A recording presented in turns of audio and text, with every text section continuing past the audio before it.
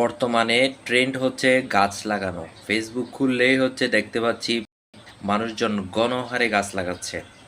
তো এই গাছ লাগানোর এই যে প্রয়োজনীয়তাটা কি আগে বুঝতে পারেন না আপনারা? এখন কেন গরম পড়ার পরে হচ্ছে গাছ লাগানোর তোড়জোড় শুরু হয়েছে? তো উন্নয়নের পাশাপাশি যে গাছের উন্নয়ন, মানুষ সুস্থ থাকার উন্নয়ন, এগুলো হচ্ছে চিন্তা করার দরকার ছিল। চোর পালালে বুদ্ধি বাড়ে একটা কথা আছে। তো আর সবার তো আর জায়গা নেই। তো যাদের জায়গা আছে, খালি জায়গা টায়গা পড়ে আছে, সেখানে কিছু কিছু ফলের গাছ লাগান, ওষুধি গাছ লাগান। তো খেতেও পারবেন, ভালোও থাকবেন। Air conditioner is not solution. Air conditioner হচ্ছে আরও বরং পরিবেশের জন্য ক্ষতি করছে। সারা পৃথিবীতে, সারা দেশে সবার তো আর এয়ার কন্ডিশন নেই। অবশ্যই আপনি বের হবেন, অবশ্যই আপনার বাইরে কাজ করতে হবে। তো এই পরিবেশটা ভালো রাখার জন্য গাছের বিকল্প বা গাছের চেয়ে কোনো বেটার সলিউশন আর হতেই পারে না। সো রিকোয়েস্ট, যাদের জায়গা আছে আপনারা অন্তত একটা হলেও গাছ লাগান।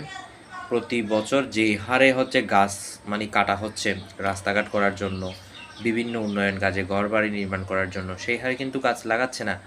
আমাদের দেশে যে পরিমাণ বনভূমি, একটা দেশে 25% বনভূমি থাকার কথা আমাদের দেশের আয়তনে, কিন্তু সেই অনুসারে বাংলাদেশে কিন্তু সেই বনভূমি নেই, বরং দিন আরও সেটা কমছে। তো এখন যেটা মানুষের বোধোদয় হয়েছে, এটা অবশ্যই আমাদের জন্য একটা ভালো সংবাদ। কিন্তু অনেকে বলছেন যে গ্রীষ্মকালে এই সময়ে গাছ লাগালে সেই গাছ হচ্ছে মারা যাবে। তো পরিচর্যা নিলে, পানি টানি দিলে আমার মনে হয় না এগুলো মারা যাবে। আর অবশ্যই বর্ষাকালকে টার্গেট করে রাখতে হবে, বর্ষাকালে যেন আরও বেশি বেশি করে গাছ লাগাতে পারি। তো জায়গা নেন এখানে হচ্ছে যে আমাদের শহর এলাকায় যারা ভাড়ায় থাকে, লাগানোর কোনো ওয়ে নেই। কিন্তু যারা আপনারা স্থানীয় ভাবে আছেন বা গ্রামে গঞ্জে আছেন, নিজেদের জায়গা জমি আছে, গাছ লাগান, গাছ লাগান। Thank you.